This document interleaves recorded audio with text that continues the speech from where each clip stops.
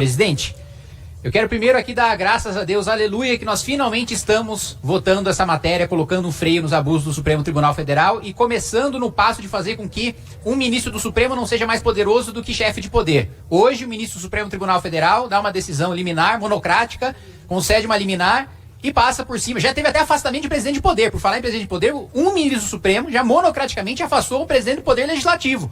Vamos lembrar disso, né? O que mostra os abusos dessas liminares. Agora, eu também tenho memória de saber que nós aprovamos aqui em 2019 o projeto 2121-2019 que colocava o fim das decisões monocráticas, que obrigava os ministros em até 180 dias a submeter as decisões monocráticas aos seus pares. Aprovamos na Câmara, inclusive com o voto das esquerdas que agora estão protestando contra essa PEC. A própria autoria do projeto era de um deputado do PDT. E agora os deputados de esquerda votam contra o fim das decisões monocráticas. Mas a hipocrisia se estende ao outro lado também. Nós aprovamos o fim das monocráticas na Câmara dos Deputados, nós aprovamos no Senado e o presidente da República vetou, o presidente Jair Bolsonaro vetou o fim das decisões monocráticas. Porque, na época, no Supremo Tribunal Federal, tramitava a denúncia contra o senador Flávio Bolsonaro. E o presidente do Supremo era o ministro Dias Toffoli.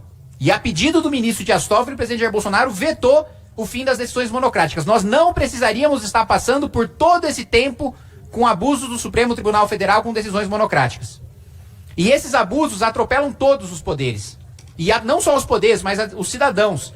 Uma das decisões mais importantes, uma escolha da sociedade sobre moralidade, sobre criminalidade, que é a decisão sobre o aborto, o Supremo Tribunal Federal, vamos lembrar, na gestão passada, quis colocar em pauta a legalização do aborto até a 12ª semana de gestação, como se parlamento fosse, como se coubesse a legitimidade democrática aos ministros do Supremo Tribunal Federal definir o que é crime e o que não é. Não, a competência é nossa. Nós definimos o que é crime e o que não é crime.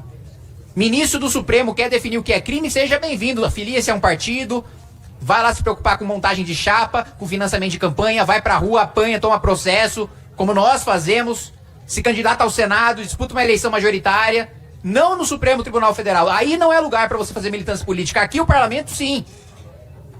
Lá vocês têm a função de defender a Constituição e não de decidir o que diz a Constituição. Vocês têm o dever de defender o texto que está posto e não de escrever um novo texto. Quer reescrever a Constituição, convoca uma Assembleia Nacional Constituinte como deputado, como presidente da República, chama um plebiscito, chama um referendo, mas disputa eleição para isso. Mais do que isso, nós tivemos liminares em que ministros ficaram anos sentados em cima de liminar. Quem não se lembra do auxílio moradia? Um único ministro do Supremo decidiu que todos os juízes, mesmo aqueles que trabalham onde moram, teriam direito ao auxílio moradia. E ficou 4 anos sentado em cima dessa liminar. 4 anos a população brasileira pagou auxílio moradia para quem já faz parte do 1% mais rico da população por uma decisão liminar. E aí, quando foi submetido ao plenário, caiu. Ou seja, o Supremo Tribunal Federal era contra o auxílio moradia para todos os juízes. Mas um único ministro fez a sua vontade prevalecer durante 4 anos com uma decisão liminar, com uma decisão monocrática. Lei da ficha limpa. Nós tivemos a suspensão da lei da ficha limpa pelo Supremo Tribunal Federal logo após uma grande mobilização popular para que apenas candidatos com ficha limpa pudessem disputar as eleições. Supremo suspendeu e veja só quem se beneficiou. Gente do PT, gente do PSB. Paulo Rocha, que renunciou ao mandato de deputado em 2005, no escândalo do Mensalão, e se beneficiou da suspensão da lei da ficha limpa, pôde disputar a eleição e assumiu o mandato, se elegeu senador.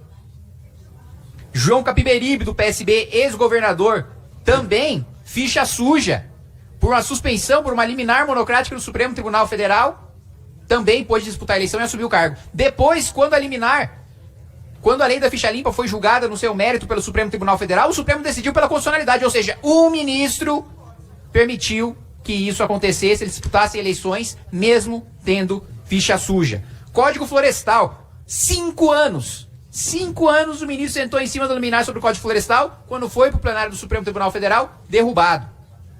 Então já passou da hora da gente coibir esses abusos. E esse é só um dos vários abusos cometidos pelo Supremo Tribunal Federal. Que, aliás, assusta a inércia do Senado. Muitas pessoas me cobram, mas e aí, vai fazer o que em relação ao Supremo Tribunal Federal? Eu falo, não sou senador. E os nossos senadores parecem ou não saber que são senadores ou preferir não ser. Preferir não exercer o mandato. Por quê? Quando eu xingo um deputado, eu estou xingando um deputado e estou cometendo um crime de injúria, vou ter que pagar uma indenização para o deputado.